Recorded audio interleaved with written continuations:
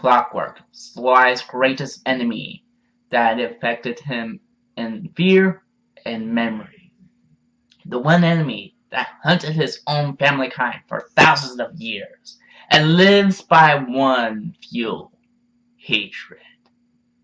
And perhaps Penelope's greatest creation. What? This is Jemiah from Shamfrog 35, and this is my theory of Clockwerk's creation.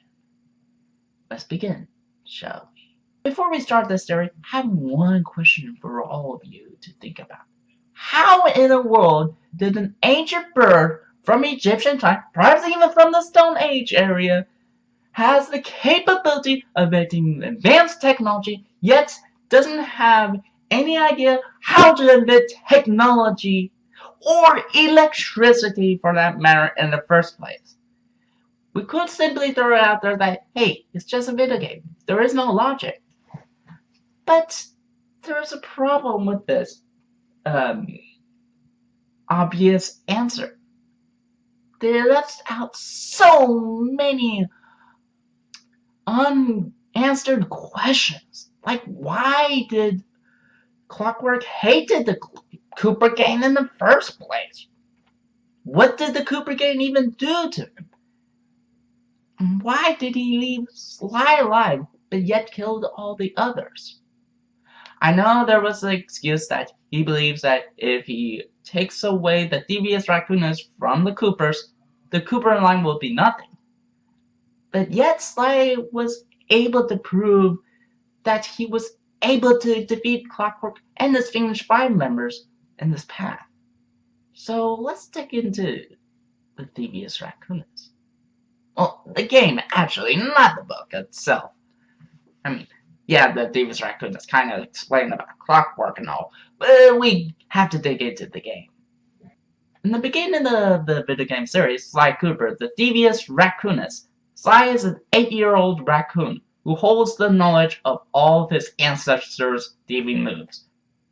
But before he could inherit the book, 5 unvisited visitors came to his doorstep, killing his father and stealing the devious raccoonus, splitting the pages between all of his members, and go out for their disastrously ways.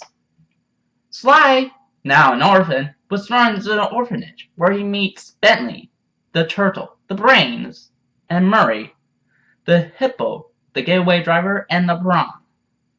Together, they form up and became the next generation of the Cooper clan, the Cooper gang.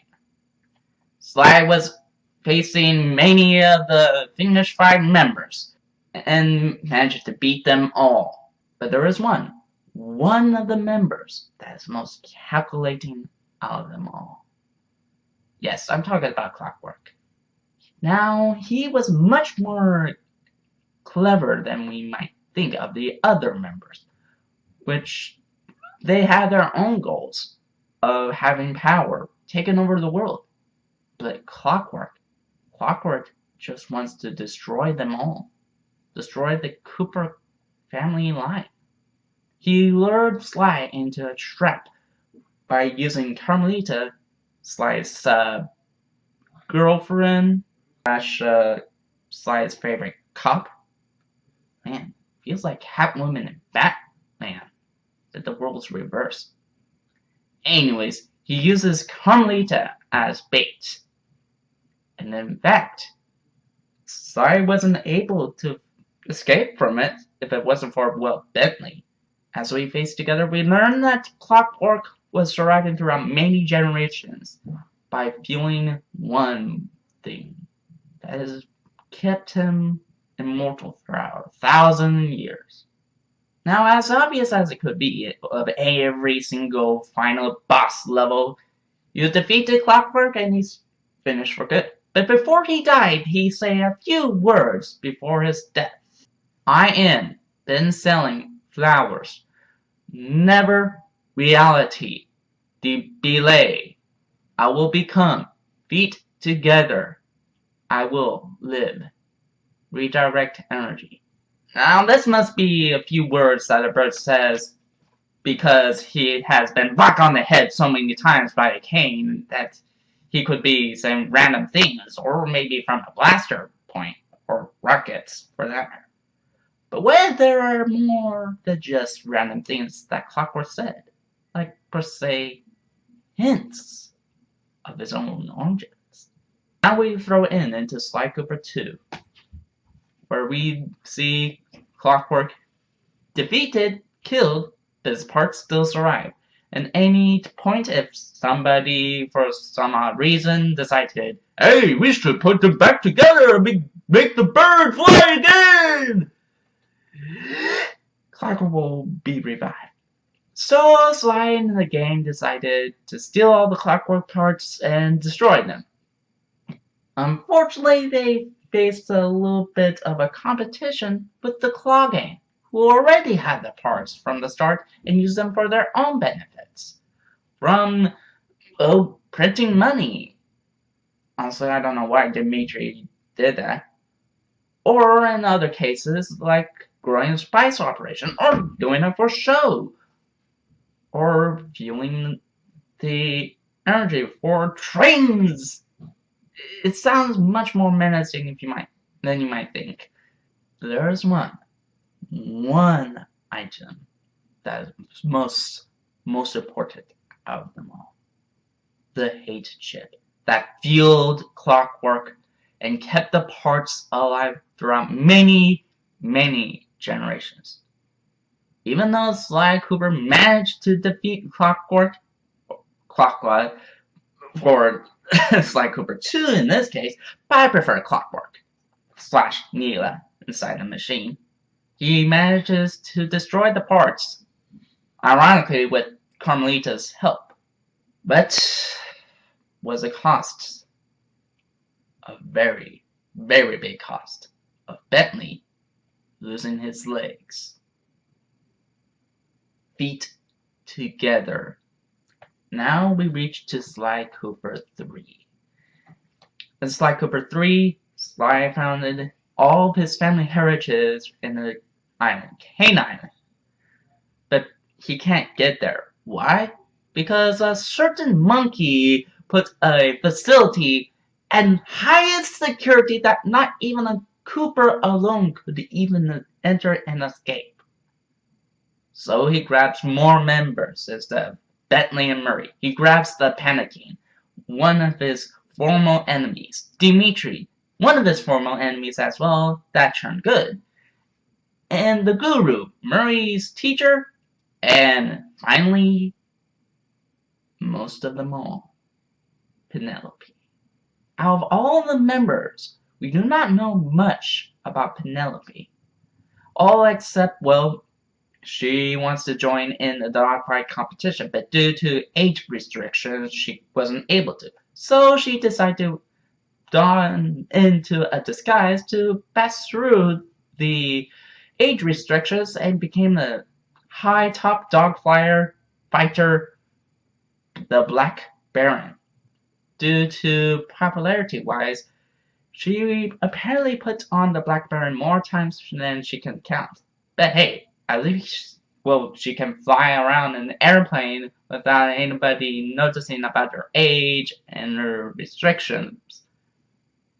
In fact, she was the most high top dog fighter that no one was able to defeat her. All except Sly Cooper. By cheating. Sly managed to win and she joins in the game after she made a deal with them. If they win, she would join in the team and became their tactician. And eventually became, well, an interest for Sly, but dies down a little bit and decided, hey, Bentley is as smart as me. In fact, we're both alike. We should be in love. And they fall in love. Maybe that's not how it goes, but you get the picture, right? But I digress. To Sly Cooper 4. Thieves in Time. After Sly was able to do the final greatest heist in history, he decided to retire and enjoy the little bit of company with Carmelita Fox. In fact, they were all in love. Love at first sight. But unfortunately, time is being rewritten, and Bentley decided to grab Sly and get him back out of retirement to do one more greatest heist ever in time. See what I did there? But there was one timeline Bentley wished he never been to. Medieval time. Why? Because he figured out the one person that given the technology to travel through time was his girlfriend. Heartbroken. Really, really heartbroken. We do not know why Penelope did this.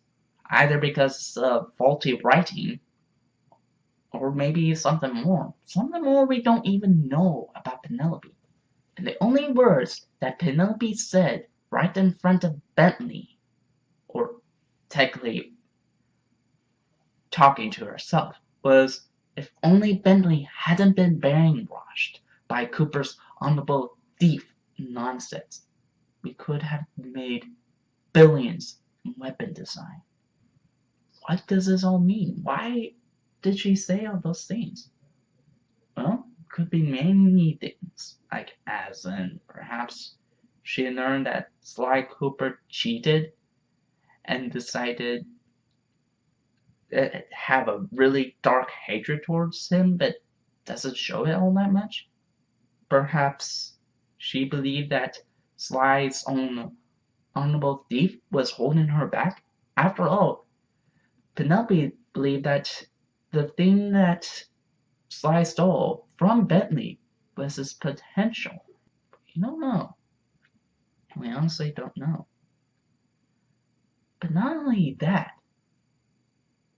but she was able to create a time machine that allows anyone to travel through time and space without one fatal flaw. She can travel through time and space without using a relic, and yet she sold it to the paradox. One of Sly's ancestors' greatest enemies, well, not greatest enemies, but you get the picture. There are so many possibilities of Clockwerk's creation, but I believe there are main three things. One, she found Clockwerk before he became a mechanical bird and decided they have a mutual bond, the same hatred, and she decided to help Clockwerk to become what he is today, thus allowing him to kill all the Sly's ancestors, but leave Sly alive, being arrogant. Two,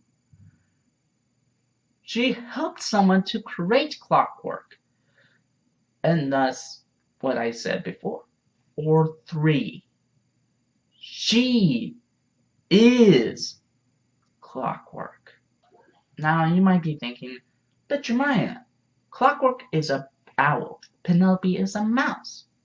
Surely there is no possibility that Penelope can be Clockwerk.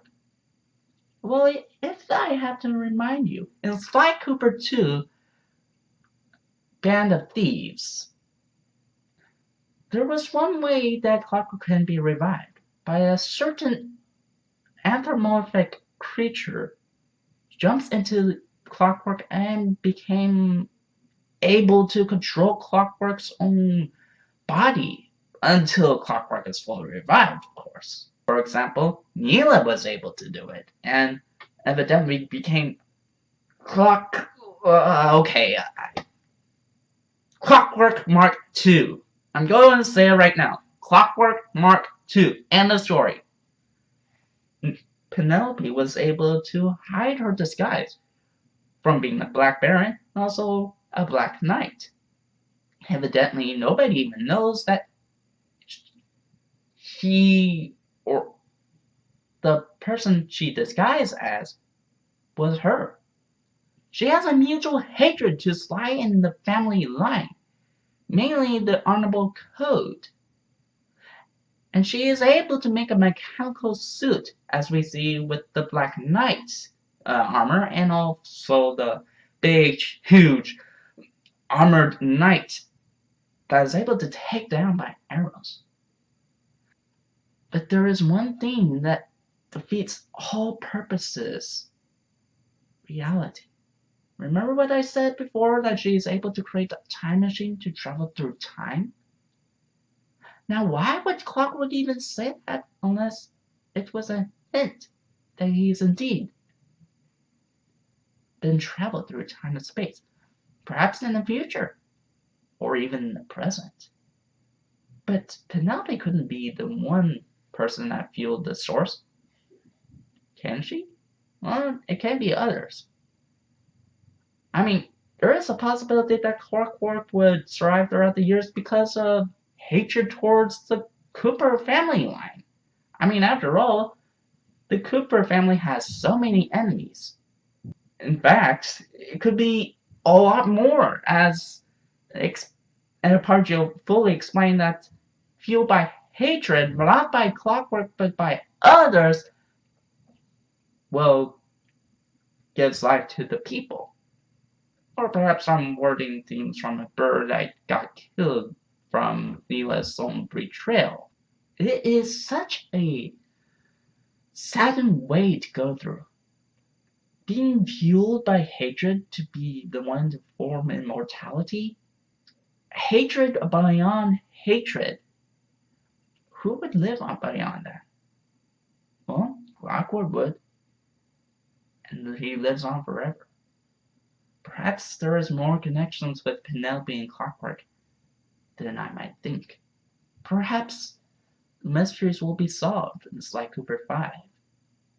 Honestly, there has to be another Sly Cooper 5. I mean, you can't leave Sly in the middle of the desert of ancient Egypt. Perhaps there are more things that we may not know. Or I'm grabbing some words from an ancient old bird that they mean nothing but to throw us off of the road. But whatever the case may be, Clockwerk will live on both in time and in mind. So what do you think about this theory? Do you think it's possible that Penelope could have some connections to Clockwerk? Or do you think I'm wrong? Place a comment down below. This is Jeremiah from Chapter 35, and have a ribbit time. Oh, and thank you Vtnvivi for letting me do this video. If you want to check his video, check it on the description below. Sayonara.